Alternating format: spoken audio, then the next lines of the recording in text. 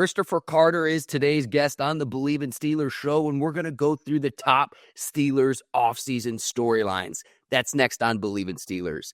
Today's episode of the Bleav in Steelers show is brought to you by BetOnline.ag. The NFL season is done, but there's still the NBA, college basketball, NHL, UFC. Get in on the sports betting action today over at BetOnline.ag. BetOnline, the game starts here. Now, it's my conversation with Chris Carter about the top storylines this offseason for the Pittsburgh Steelers. All right, Christopher Carter is here. He is the host of Locked on Steelers, also the Pitt Panthers beat writer for the Pittsburgh Post-Gazette. Christopher, it's been too many moons. It's good to see you again. Welcome in.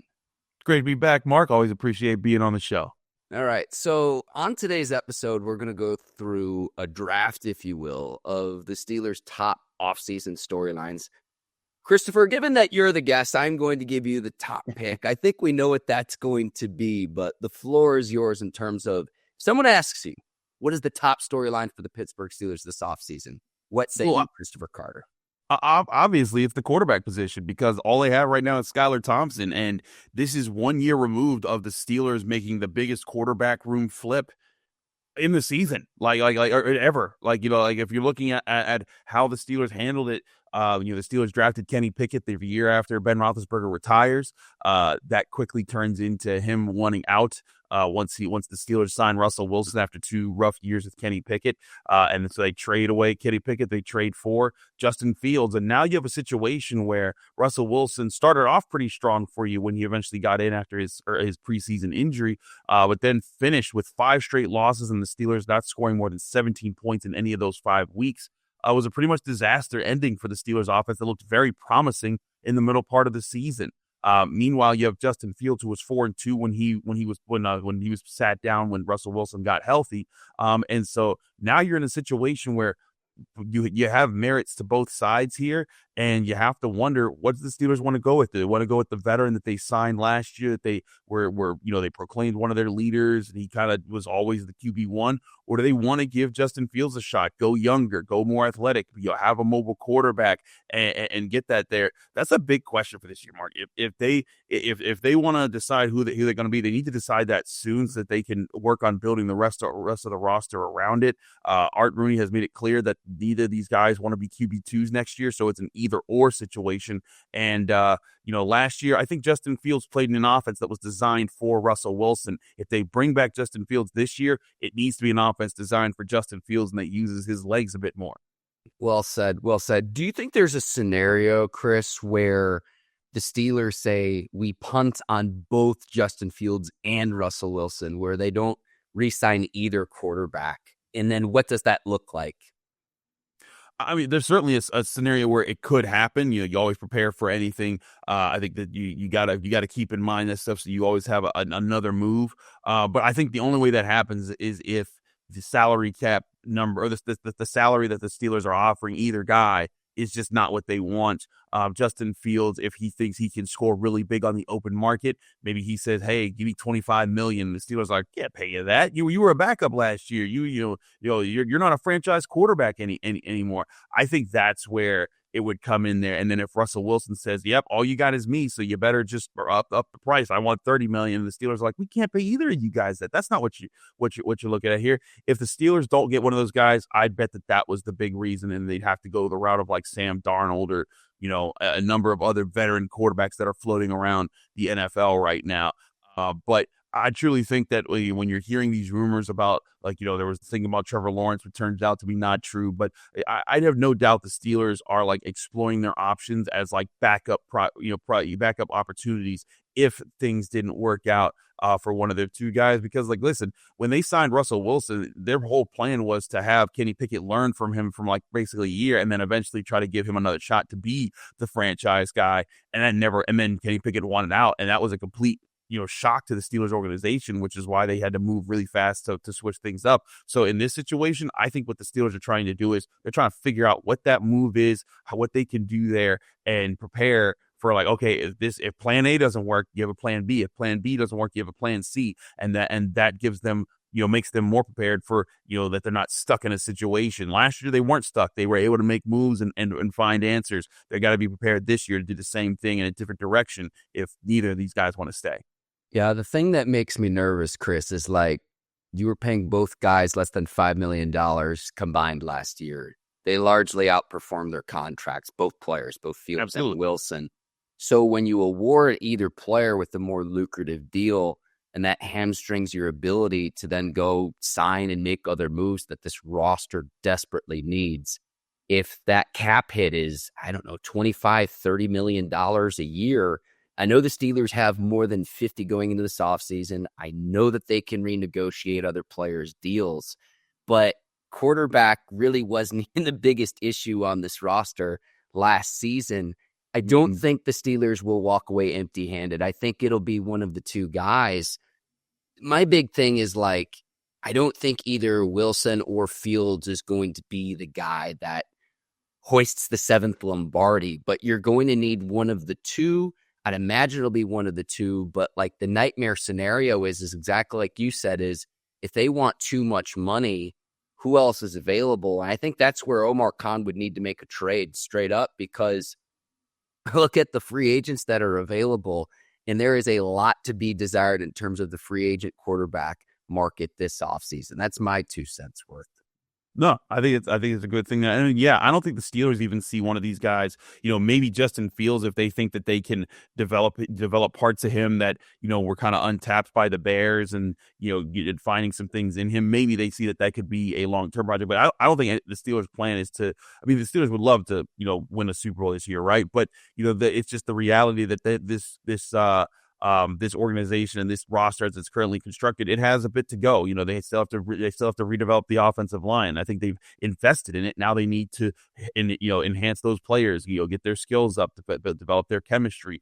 They need that to turn into a run game. They need to turn that into better pass protection. They need to find other talent in wide receiver. They have all these other things that they need to do. Like you talked about, there's a lot of things this roster needs right now, and just signing a quarterback doesn't fix everything, even if they become that quarterback. So, I don't think that the plan is for one of these guys to be the answer right now. I think the ultimate plan is see what they can give you. If they are the guy that you want to carry for the next 2, 3, or however many years, great, awesome. You hit on that. But I think the big thing is get a guy that can make plays, that can play in your system, that you can work around, who won't hurt you and will give you at least, more positive than negative play while you develop all those other things. And then that way next year, you either have that guy in your roster, or you're drafting that guy, or you're trading for or signing the guy that you think could be that guy, and they're coming into a situation where there are no questions about the offensive line. The defense is a lot more settled. Who your playmakers are, because that's what they did with Ben Roethlisberger. When Ben Roethlisberger came to the Steelers, the offensive line was set. The running game was a threat. They had playmaker wide receivers for him to throw to. The defense was on the rise. They had those factors. They just needed the quarterback. And when he came in, Ben Roethlisberger didn't have to play superhero. He just had to be a solid playmaker as a young guy in the offense. That's one thing that I think that's the thing that you get. You look at the, I bring this up. People say the Steelers need to tank for a quarterback.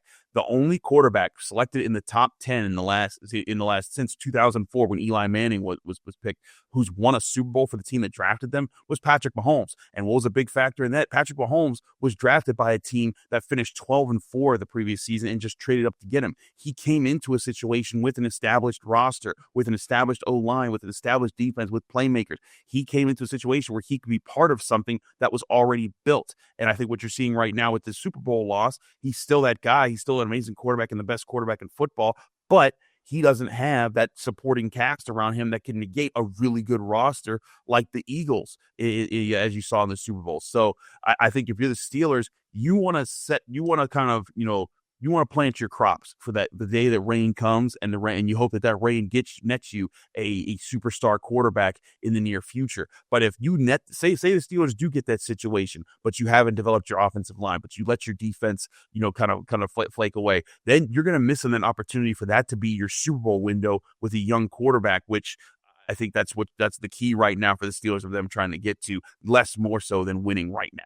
Yeah, I'll piggyback off that, and then I'll get to the next pick for the top storylines. Would be this, Chris, is like, you can make fun of the run, moonball offense this past offseason. I know Russell Wilson was a Pro Bowl alternate, The first Steelers offensive player is a Pro Bowler since 2018. Who are those cornerstones on offense that you're going to say, that's the guy we're going to rely upon, and that's the guy we're going to, a building block piece, a blue chip type player? Having said all this, we'll get into more of this. My pick would be Mike Tomlin's future. Entering year 19, no losing seasons, the lack of playoff success. You go back to January the 15th, 2017. It was the Steelers' last playoff win. I look at this. I know he signed the big extension last offseason. I also look at the frustration of the lack of recent playoff success. And another question I have with this too, because there's just a lot of question marks, would be this. Art Rooney II is 72 years old. So how much longer will he continue to serve as the chair of the Steelers as well? I think a lot of this factors into Mike Tomlin's future. If I had to guess, in year 19, they always say, the back nine of a career, I'd guess it's more towards the end than it would be the start of that.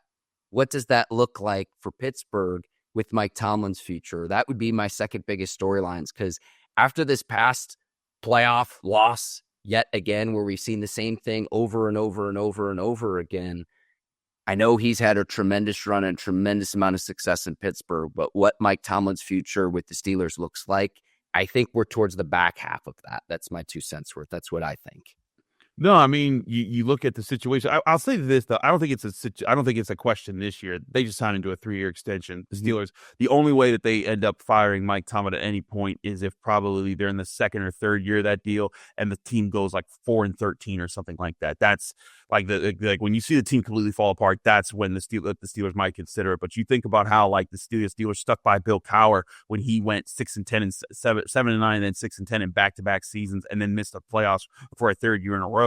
And they were like, no. He still has the locker room. This team still believes in him. And so long as that's the case, I think Mike Tomlin's got a job with the Steelers moving forward, because that's just how the Rooneys have worked. And last time they did that, it turned into a Super Bowl champion. And I think that's what they're looking at there. But also, you look at Mike Tomlin, you look at the situation that they're in right now. I think it's kind of an acknowledgement that, you know what, this year, a lot of people said they were the last place team in the AFC North. There was no way they were going to make the playoffs. They're in the playoffs. And then, people say, oh, well, they didn't win a playoff game. Okay, yeah, but you said that they weren't going to even be there in the first place. They exceeded expectations there. Last year, no one had them, making the playoffs the year before with Kenny Pickett in his second year season, let alone even standing a chance to make the playoffs when you saw that they were in the situation they were at the end of the season. Mason Rudolph comes in, and then they go into Buffalo, and if they're supposed to beat Buffalo with Mason Rudolph and no TJ Watt, I don't know a head coach that would probably get them through that situation. And that's not to make excuses for Mike Tomlin. It's a reality. You look at Andy Reid.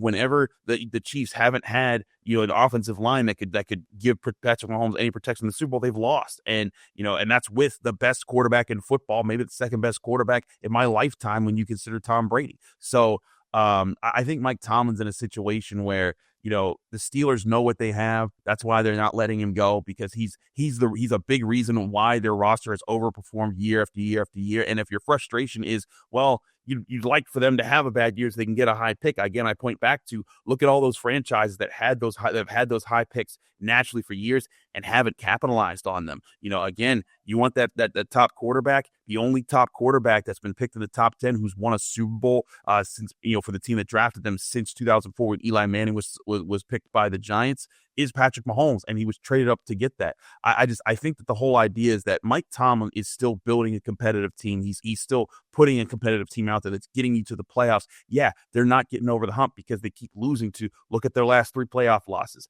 Lamar Jackson, Josh Allen, Patrick Mahomes. They're outgunned at quarterback, and while you're trying to build a roster that's preparing for that quarterback, you have to acknowledge where they are. So I don't know. I think that certainly Mike Tomlin's future, he's definitely the back nine of his career. He said 2 years ago that he's coached more years than he thinks he has left in him coaching in the NFL. So he's acknowledged he's already had a long career.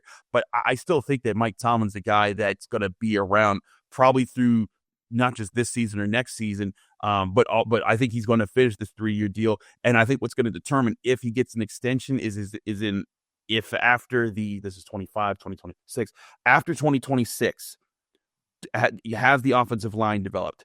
Do they have new core pieces on defense? Have they developed a couple stars on offense? And do they have their quarterback of the future, or are they on the cusp of getting it?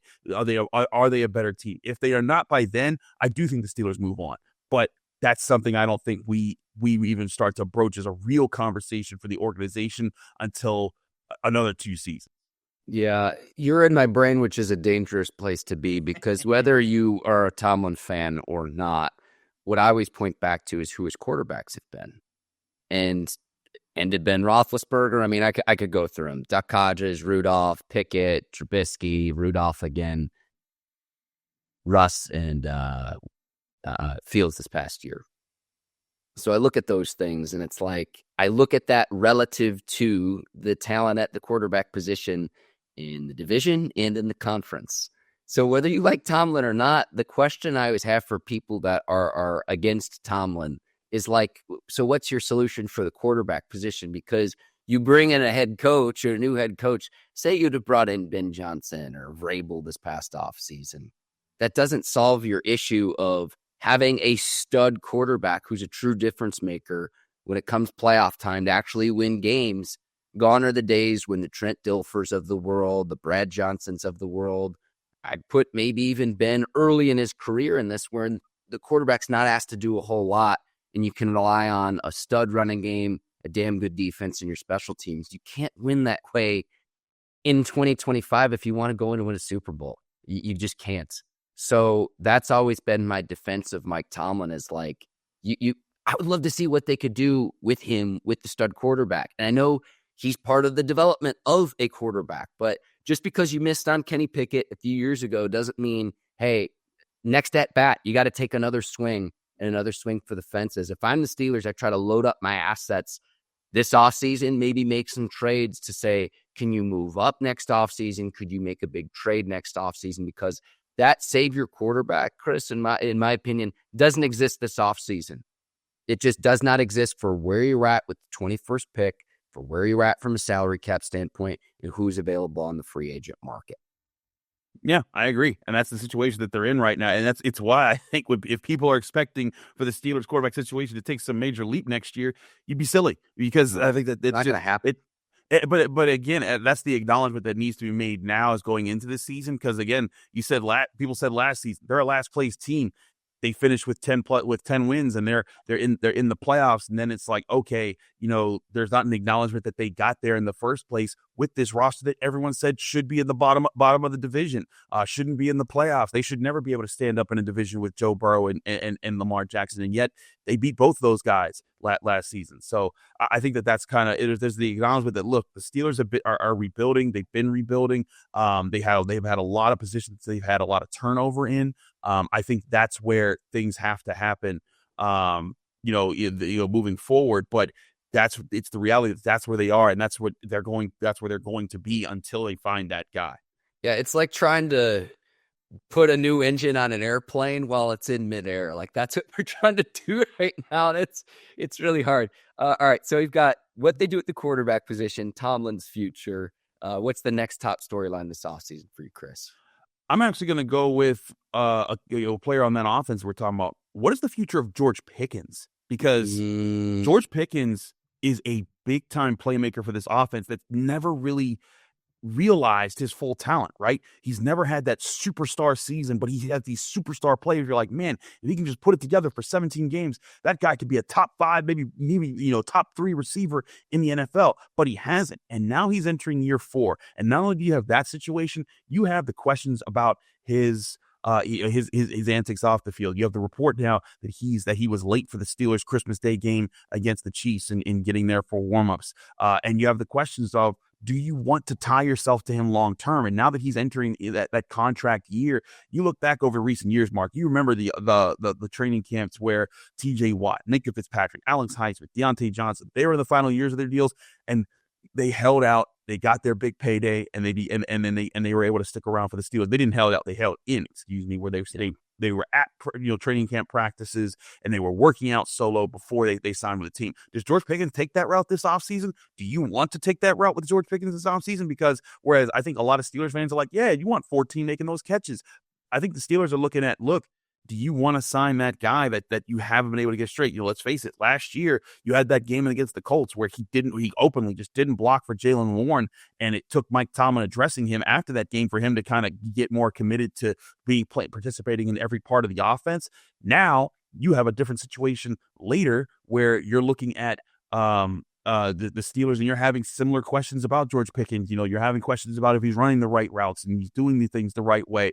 And then, he was also part of the offense not succeeding down the stretch. Now, he also suffered an injury, and there's no telling if he was 100% back, after that injury. But, this is a tougher question than I think most Steelers fans give it credit for, because here's the other thing. Even if you think that he's going to be able to play this season and be fine, you need to decide now if you're signing him to a longer-term deal, because George Pickens is too much of a talent to just let hit the open market in free agency and just get a comp pick for. Either your plan is to sign him long-term, franchise tag him like the Bengals have been doing for T. Higgins the past year or so, or if you're trading him this offseason to get assets back for him and then rebuild your wide receiver room entirely. And I think that's a tougher question than people might realize right now for the Steelers, unless they are locked in. No, we're signing this guy long term. We think that he can be the guy, but I think there's some question marks about that after how we've seen his first few seasons play out. Let me take a little bit of a different approach here. If I were advising George Pickens, I would tell him to hold out. The Steelers right now have him, Calvin Austin III, and Roman Wilson on contract at the receiver position for this coming year. And $3.9 million, despite the fact that any issues you have with George Pickens, he's worth more than that right now. Absolutely. So if I were advising him and I want that contract, then you might say, well, bet on yourself, see what you can do, and then get to the open market where, could potentially happen. If I were advising him, I think that this is something that could develop is he going to say, yeah, I'm cool with the final year of my rookie deal going into this season. And that's something where if I were advising him, we saw the 3 games. Steelers went 1-2 without him. The offense was pretty putrid without George Pickens on the field. No, I agree with that. Granted, it didn't look too much better when he came back on the field after that. That's true. But to your point, I think that George knows his value, and I think that he certainly sees that. So the question will be, does he play on that? Because again, he can do the hold in position where he can say, you know what, pay me, or I'm not practicing fully until the season gets for real. But I think that's the other thing here is that when other guys have done that, like T.J. Watt, they were, when Minka Fitzpatrick did it, they're team leaders. They were a guy that was there. Even Deontay Johnson, he was clearly the number one receiver, at that situation for the team. George is clearly the number one receiver, but does anyone look at him like a leader? I think those are the questions you have to ask yourself if you're the Steelers. And again, I'm not saying George Pickens is definitely gone, but I'm saying that this is a conversation that they're probably mulling over right now in the Steelers front office as the offseason is getting underway. But it's like, if you get rid of him, are you creating an even bigger problem? Because I'm of the thought process, if you trade him away, you don't have another skill position player that has a fraction of his talent. I'm just being real with you. So short of then replacing him, and then you need another player to complement him. They did not have that this past season, straight up. And I'm not trying to knock any of the players on the Steelers roster, but it just, that consistency of, okay, if you're an opposing team, you're going to bracket Pickens, who's the guy who can win one-on-one matchups when they have those scenarios? It didn't happen for this offense this past season. And I mean, look, Calvin Austin III developed somewhat, okay, but Roman Wilson, and I know a lot of this had to do with injuries, his rookie year went about as poorly as you could have hoped because he wasn't on the field. And I think about it from the standpoint of even when he was working his way back from injury and you didn't have the receiving production in terms of moving the chains, lighting up the scoreboard, if he wasn't good enough to get on the field, even despite it, after he got past his injuries as a rookie, there's going to be a lot to be left to desired because he couldn't get on the field. So it's like between that, I know that there's some good free agents out there. I know you could look to the draft as well, maybe both, but if you want to trade away George Pickens, good luck trying to replace that production and the value he brings to this offense and the upside that I see there. I get that there are issues and there are problems, and I think those are between the ears. But I think if you trade him away, you could be creating a much larger problem. And I don't think a lot of people are just like, yeah, get rid of him. I don't think that they've acknowledged that. Well, so that's the thing. That's the thing, Mark. If you're trading away, you are creating a vacuum at wide receiver, one that there's already big, and there already is kind of one for wide receiver too. But that's what I'm saying. If they're trading away George Pickens, probably means they're going and getting somebody, a big time veteran, and drafting high at wide receiver in the NFL. Because first of all, if you're trading away George Pickens, you're probably getting a decent return. You're probably at least getting a second round pick for that. So then you have 2 second round picks and a first round pick that you can use early in the NFL draft to go after a guy. But I think that what you're gonna see with this is maybe they can see, like, I still think the Bengals need to franchise tag and trade away T. Higgins. But if they somehow let him hit the open market, the Steelers need to be the first in line saying, T, here's your here's your offer right here. As far as that. So that's where I think that the Steelers, I think that's where the Steelers need to have some help at wide receiver. Is if they're missing George Pickens, they go out and get that big free agent signing or that big trade guy. Cortland Sutton's one of those guys I think that could be on the market for the Steelers. There, but that's the move I think that they would have to have with that, and then you're still drafting a Matthew Golden and Emeka Egbuka or a Jaden Higgins or a Savion Williams, Jack Besh. You're completely revamping the wide receiver room. It requires that, but that's the question you have to ask yourself: do you want George Pickens leading the room, or do you want one of these other guys leading the room? And then it's like whether it's Debo or Cortland Sutton, let's cue your SpongeBob SquarePants clip that you got on Twitter, man. It's just gonna keep going all off season until they sign that guy. All right, let's go to the defensive side of the ball. Cam Heyward, is it his final year? I know he's under contract for 2 more seasons. He's going to be 36. Just up front, A gap, B gap. I'm not talking about Watt, Highsmith, Herbig. Other than Cam Heyward, it's like you want to keep testing time. They call the NFL not for long. This is not a knock on Cam Heyward. He's performed at a higher level for longer than I expected to. But if this elite level defense, one that's the NFL's highest paid, wants to continue to producing at such a high level, it's not just Cam Heyward's future. It's what are you doing at the other defensive tackle, nose tackle positions to where at the point of attack, what are you doing to make sure that can sustain itself from a big picture standpoint? So part of it's Cam Heyward, part of it's like it's like you got milk in your fridge, Chris, and it's like, oh, is this past the expiration date, but it's still good. That's what the Steelers are gambling with, and it's not a knock on Heyward and his preparation and what he does. It's beyond him. I don't know who the Steelers have. Again, we talk about the difference makers, the blue chip type players. I hear you on the expiration here, but I think if we're gonna say, I don't think Cam Heyward's milk. I think an interior defensive lineman getting 8 sacks, that's some champagne there, brother. I think that's the champagne expiring on you a little bit there. But no, I think Cam Heyward, he showed everyone. A lot of people last year said that extension was bad. You don't sign a guy that old for that. I was wrong. I was one of them. I think Cam Heyward's got more in the tank. I think this isn't the year you asked. This is the last season. I think the year after. I think 2 years from now is when you're like, okay, where is he? Because let's say he gets another 8 sacks this season, man, and all of a sudden, when we've seen guys like Calais Campbell, guys like Fletcher Cox last longer into their NFL careers and be playmakers for teams at those stages. I think the Steelers acknowledge that not only do you want to keep a guy who's a first-team All-Pro guy this year in Cam Heyward, he's also a leader for your team. He's also the soul of your team. Like, he's the guy that everyone's going to look to get behind, even TJ Watt, in that situation. So I don't think this is his last season. I think unless he gets injured, if he just always potentially suffers a major injury, but he played all 17 games, even battled a flu at the end of the season, looked fine. I think Cam Heyward's got at least 2 more years of him in the NFL, and at least 1 more year playing very well. Yeah, all the Insers are doing cartwheels about hearing all of this, and I just hope he can continue playing at a high level because, again, Father Time's undefeated. It's at the age of 36. It's like, he has surpassed what I expected at this point in his career. Okay, so that was my next pick. Chris, you have the floor.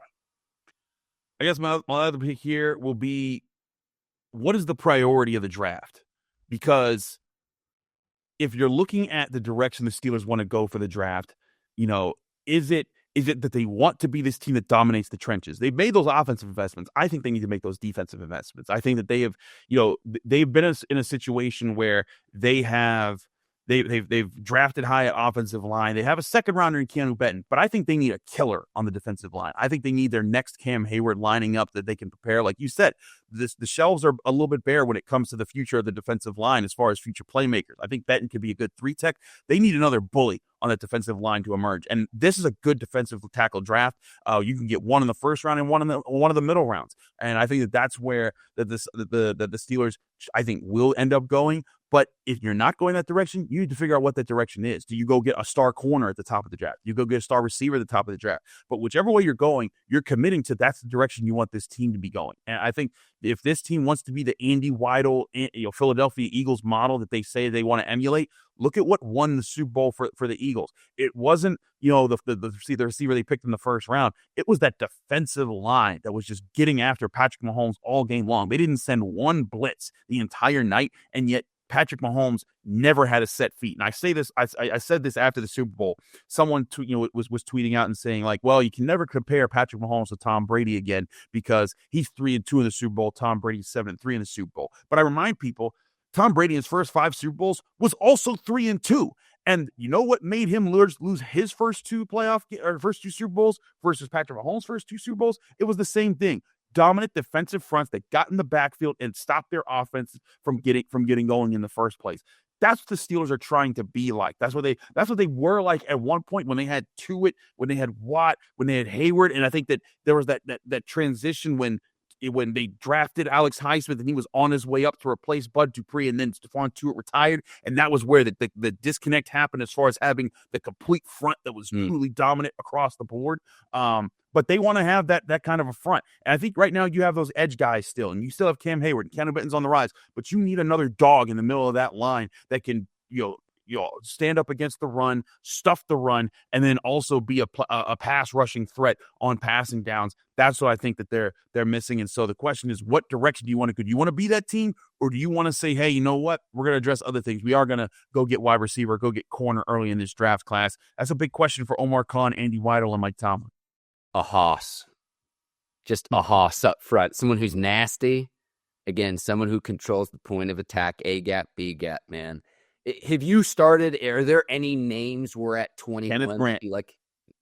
Kenneth Grant, Michigan. I am on that train. That needs to be the pick, in my opinion. Is the tape that I've seen. He has the motor. He has the skills. He has the beef. He has the athleticism. He brings all the things to the table. Everyone's going to go look at Mason Graham. And I think that this could benefit the Steelers. Mason Graham is probably going to be a top 10, maybe even a top 5 pick in this draft because he looks like a dominant prospect. But the guy that lines up next to him, Kenneth Grant, is dangerous. And I think that what teams are going to look at and say, oh, Mason Graham attracted all the attention. I think if you look at Kenneth Grant's tape, that's the guy. I think you can do that. And I think Walter Nolan, heck of a pick. I think he could be a really good guy in the NFL as well. Tyleik Williams at Ohio State, another guy that fits that model. I think all 3 of those guys could be there. But if they land Kenneth Grant, I think that right now, pre-combine, before I've seen all the other prospects at all the other positions, Kenneth Grant is the D tackle I think fits exactly what the Steelers need.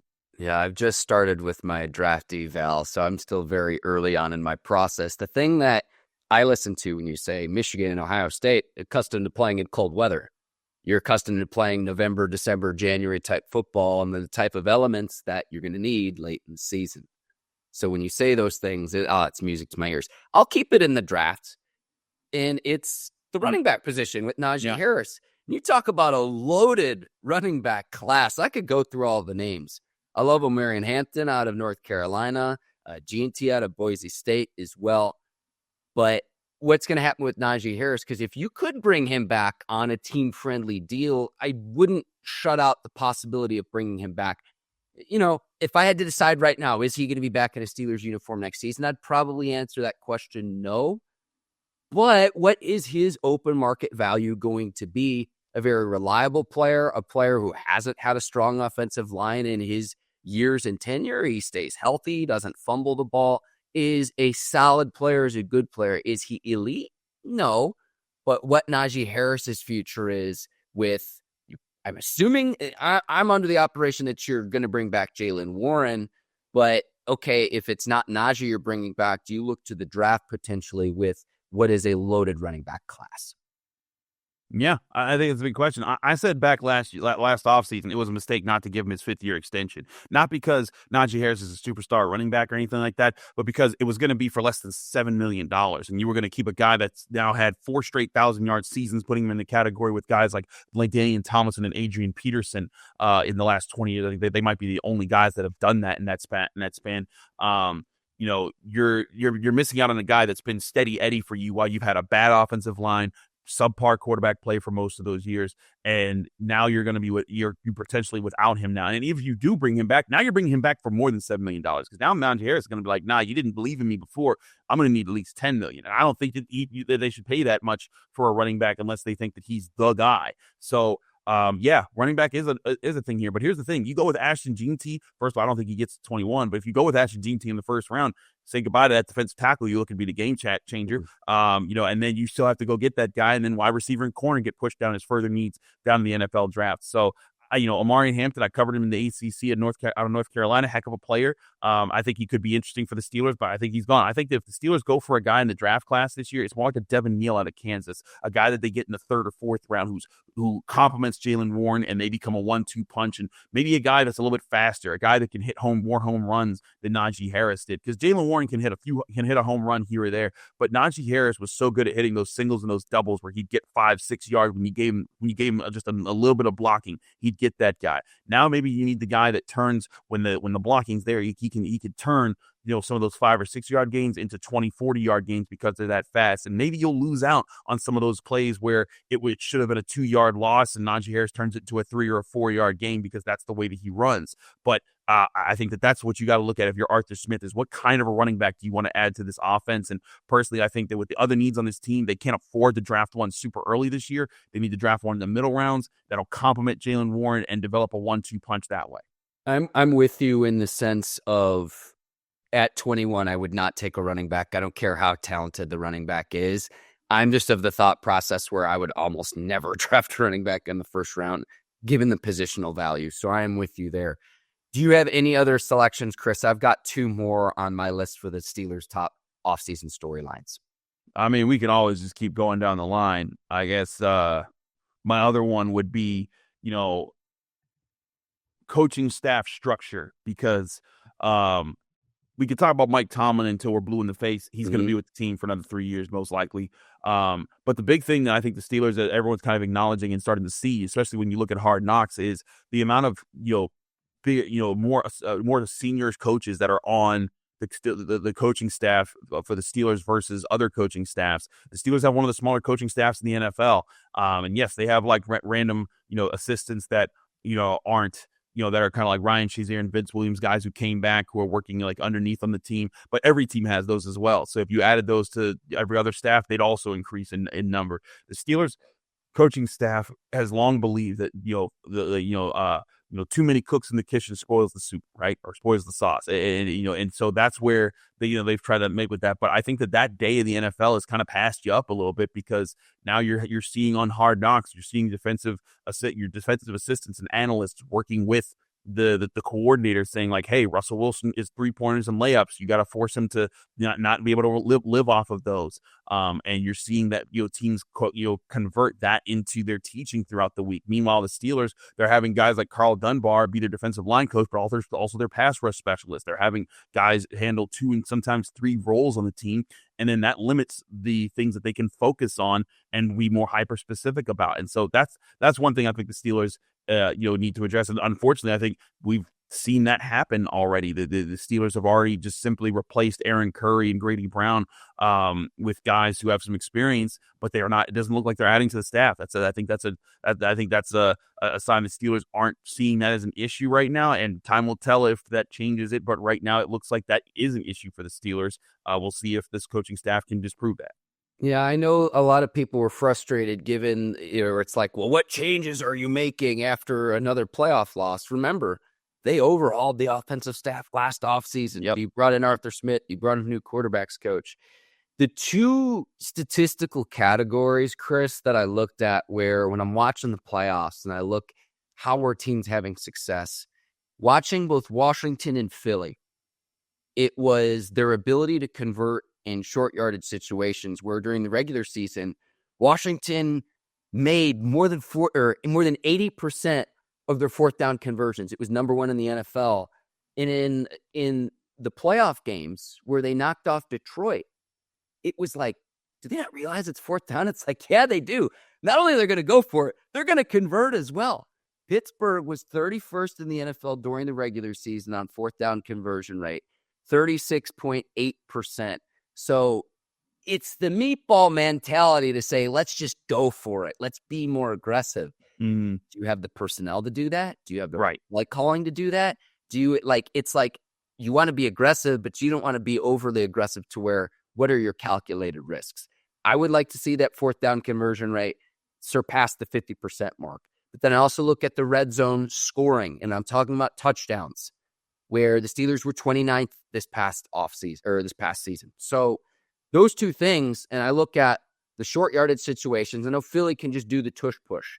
Philly also has a guy named Saquon Barkley in its backfield. So that's part of that. But it's taking calculated risks. We saw it in the Super Bowl, Chris. On the very first drive Philly had of the game on fourth down, they went for A.J. Brown got called for an offensive pass interference. Whether it was warranted or not, that's something where I'm like, can you take that in that aggressive mentality and have the right plays drawn up, have the right personnel in there to be able to execute, to take the risks that you need to win high-stakes games? It's just an element of Steelers football I really haven't seen.